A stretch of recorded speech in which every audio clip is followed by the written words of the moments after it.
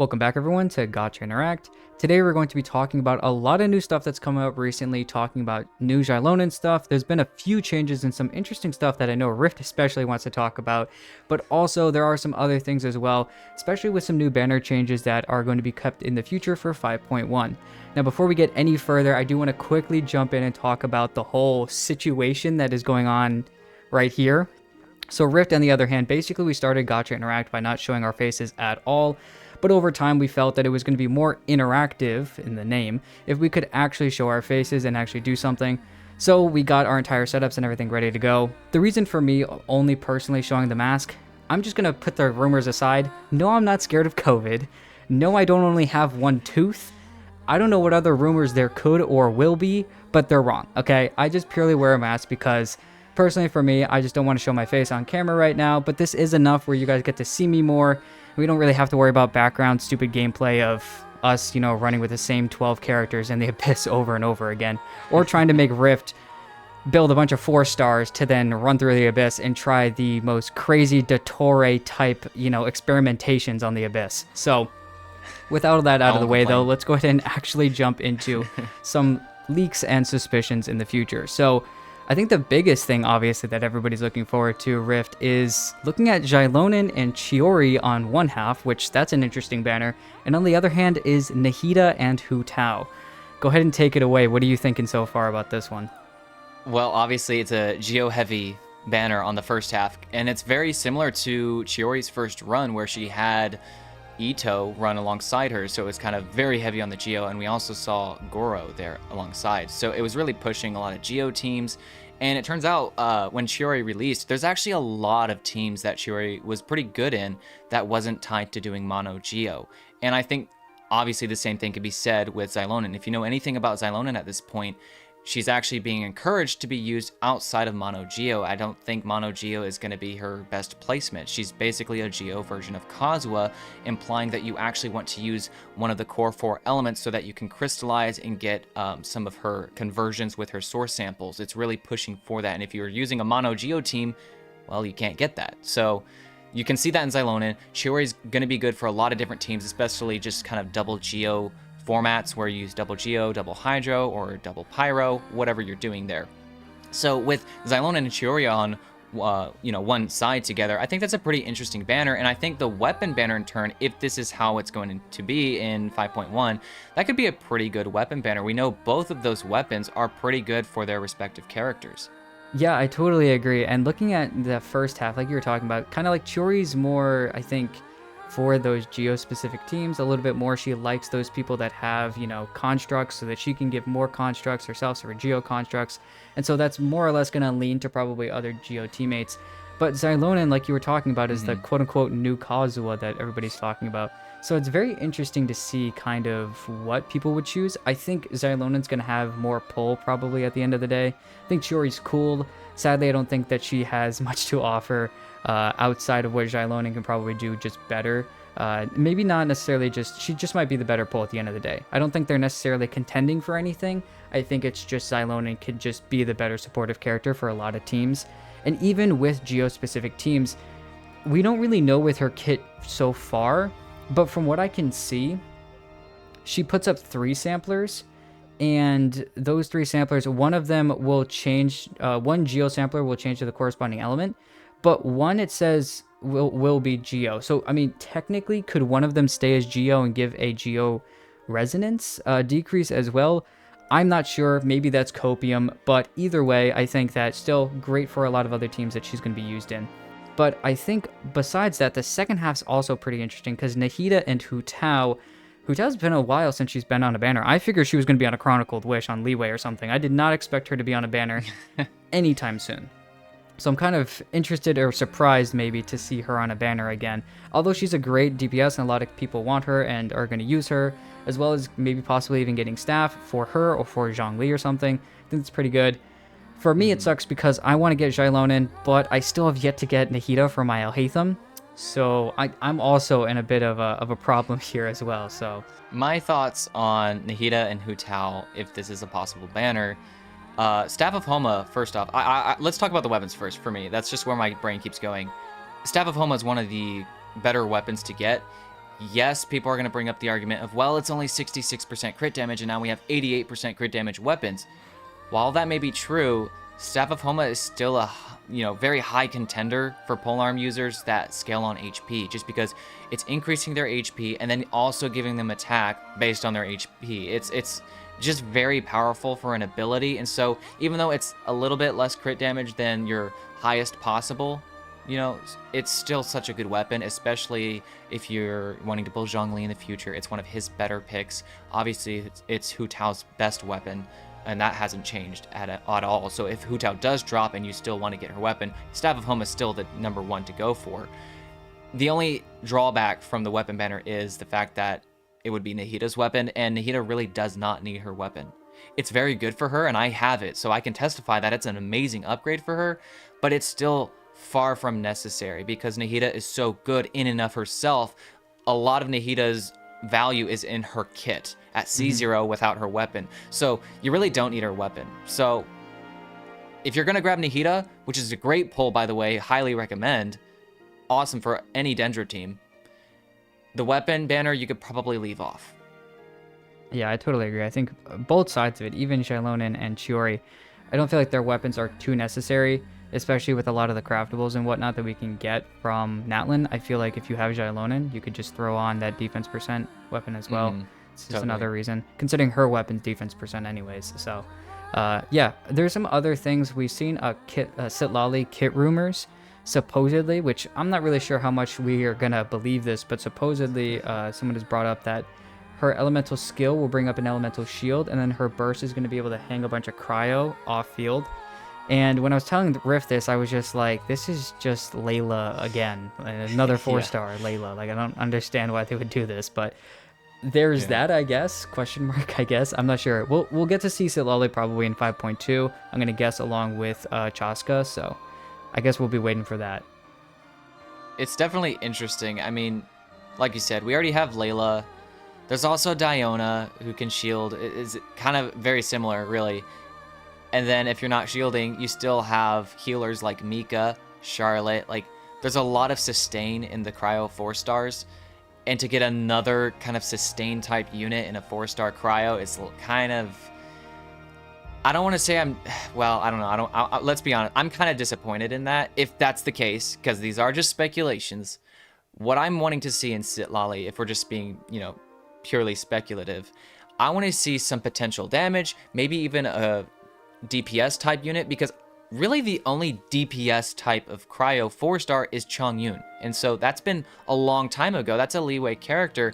When can we see kind of a new version of that, right? So that would be kind of interesting. I think there's other things they could do. Some people have talked about a superconduct specific type of character that can maybe help with the reaction like that. Similar to how Chevreuse dealt with overload. It's not like specifically increasing overload, but specifically helping that kind of team, right? An overload team. And so maybe a superconduct team, maybe that'd bring physical out of the gutter. So I don't know. There's a lot that they could do, I think. And if we're being honest, I think there's a lot they should do with the cryo element, because the cryo element does seem to take the back seat, but is by no means useless. But it would be, I was just seeing, I wanted to see more in Citlali, I guess is what I'm trying to say. If that's true and she's if we could possibly get a superconduct buffer, it's kind of funny to me that Eula's best teammate isn't even going to be someone who's on her expedition team. It's going to be like some random Natlan 4-star character. That's just funny to me.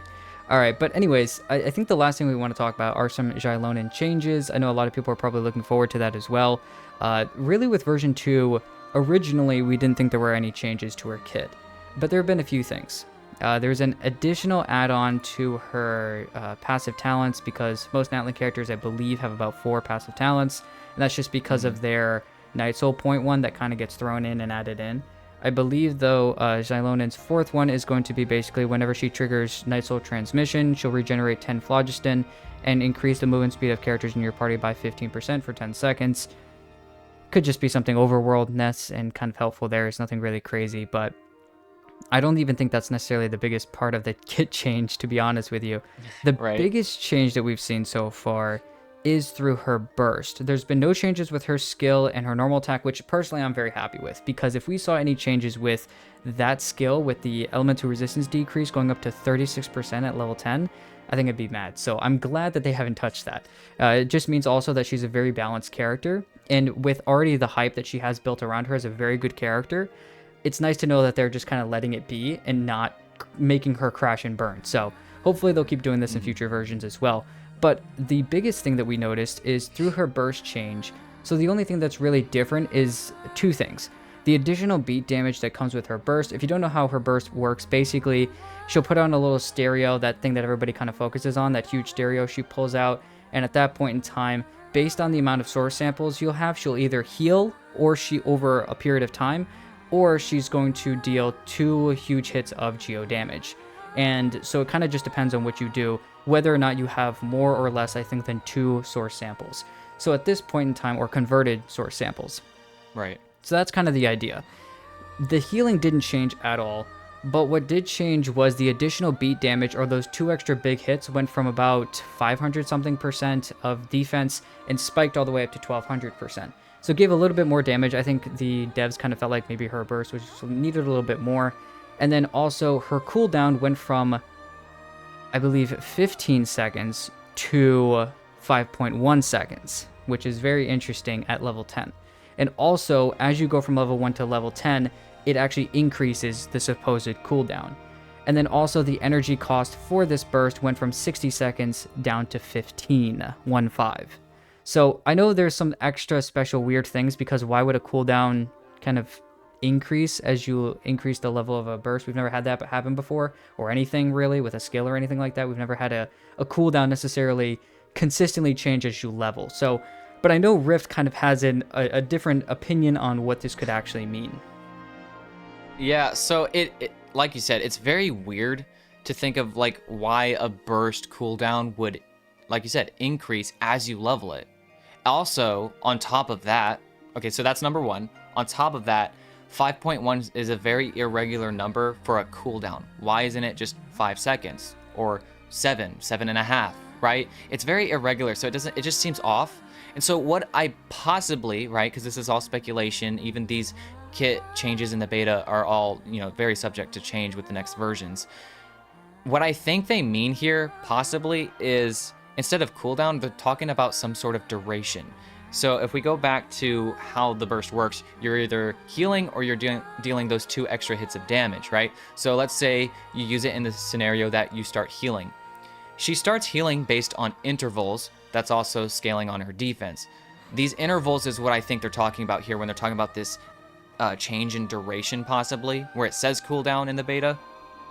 I think it's duration change, because at level 1, we're seeing 2.8 seconds. And at level 10, it changes all the way to 5.1 seconds. So it's increasing a little bit each time. So what I think it's talking about is talking about the healing duration if she starts to heal. So instead of healing for 2.3 seconds, now she's going to be healing for 5.1 seconds in total. So it's more overall healing in the scenario that she starts to heal versus when you deal damage. Because when you deal damage, in that sense, it's dealing the 2 hits of damage every single time. That doesn't change. That's a static thing. It's always going to be the 2 additional beat damage, right? So I think it's talking about the healing there, but that's just kind of my kind of speculation, because it just, as is, seems very off and very weird. I don't know, and I don't think that's going to be the final product. Yeah, I mean, I totally was just like, oh, it's a 5.1 second cooldown. I just totally didn't even think anything second. But as soon as Rift brought that to my attention, I was like, yeah, no, actually, you bring up a good point, because I didn't even think of that. So yeah, I mean, I totally think that could definitely be a totally different change. I think besides the cooldown thing, it's a little weird that we have a 15 energy cost burst, right? Which I think the lowest was a 40, or possibly maybe I'm not even thinking of a 30 energy cost somewhere. But yeah, I can't think of one either. 15 40. is extremely low for an energy cost. I mean, a lot of other characters just don't have to worry about that. Like, I guess I'm a little interested, because does this mean, usually with support characters, and considering it looks like she will be a damage character, but also support and healing, obviously, at some point. So is this, usually with support characters, you want a lot of energy recharge to make sure they always have their burst. But does this mean that they purposely are giving her a low energy cost so you can constantly get the burst back for heals? and so you can focus on crit or possibly more into defense. I don't know. I'm very confused because her weapon's in defense percent. She ascends into defense percent. And I think her weapon gives like a very minimal amount of crit, like 3% crit rate and like 30% crit damage or something like that. Like overall, that's not that much. So I guess I'm wondering where everything kind of ties in together or something like that. I don't know. I think her kit is going to be very interesting. There's a lot of cool stuff that she could possibly do, but I think over the next few versions, we're going to get a better idea of what she can actually do. If she stays like this, I think it's still really, really good. So I would be okay if she dropped right now, to be honest with you. Yeah. Yeah, no, I would agree. If she dropped right now and what we kind of been talking about is the case, then yeah, she's goated character, absolute. Like she's very powerful. With how it's been though, with the kind of weirdness of the 5.1 cooldown that we talked about earlier and all that, it also, you know, of course makes me wonder about the 15 energy cost, because that's the first time we've ever had something that ridiculously low, and it could stay that way, and I think that would be good because you don't have to focus on ER at all. You can go into her damage, like you were saying, Vixen, and you're going to have the burst back on cooldown every single time. She can be a healer for the team, but also deal some a little bit of damage when she is on field, kind of like a sub DPS healer. So, and you don't have to worry about the ER. So it kind of lets you do that. And so that does seem pretty good. And I guess that's their way of allowing it to happen to where it can kind of power creep in a sense other previous healers or even sub DPS type healers, which I think one of the only ones that is coming to my mind is Xianyun. You don't really build Xianyun for pure damage unless you're going for her C6 and going basically alternate Zhao. But you know, she has some damage, and because her healing scales on attack, it's kind of there, but not really. You're really just focusing on her heals, right? And so I feel like this is kind of a character where let's merge a healer into a sub DPS. Another character we saw that's kind of like that is actually Sijil. She is one of the best healers in the game. Like, her heals are the tankiest. I mean, like 20,000 plus heal in a single instance. It's ridiculous. But she also has over 200,000 damage potential in her burst. It's a very burst D damage type burst, right? So Xilonen being the same way seems pretty good. I don't know. Do you have any other thoughts on that, Vixen? Well, yeah, it's very interesting because she has very small. Like, the healing still does look good. Like, overall, I think she can crack. Yeah. A high, like you're talking about, a very high amount of attack that you can get from like someone like Xianyun. You could probably crack, 3,000 defense if you get everything to build up correctly. Mm-hmm. But it's very interesting because I do think the healing's going to be good, and especially I do think everything's going the correct way. I just think that she's going to focus, and even the multiplier has now, for the extra additional beat damage, has been increased as well. So we could see some pretty good numbers for a healer support Kazuha DPS weird combo. I don't know, but overall, yeah. I think she could put out good damage. She's a great healer. Well, she could probably get some good healing. I don't think she's going to be the major healer of a team. I think it's, if you have a Farina in the team, it's going to be maybe a little bit annoying to kind of always watch out for heals at that point. The nice thing is she heals all the nearby active characters at nearby instances, so that's kind of the other thing. That's at least how it's stated. It's healing nearby active characters, which makes me think it's not a full party heal, which kind of, scares me a little bit for, Farina teams and even my, right. Navia team as well. But hopefully if you run her with another, support character or healer, I think you'll be fine, which is why I think with those teams, that's kind of how it's going to work. Well, I mean, that's everything we've got talking about Xilonen, her kit, the new banners, everything else. If you guys did like the video, please go ahead and like and subscribe. It does help us out a lot. And also go ahead and let us know down in the comments if you guys have any speculations on what you personally think, whatever that entire burst thing meant, or if you guys have any other ideas about maybe ideas on what you're going to be pulling in 5.1, what you're looking forward to in the story or whatnot. Please go ahead and let us know down in the comments. And once again, thank you guys for watching the video. We'll see you guys in the next one.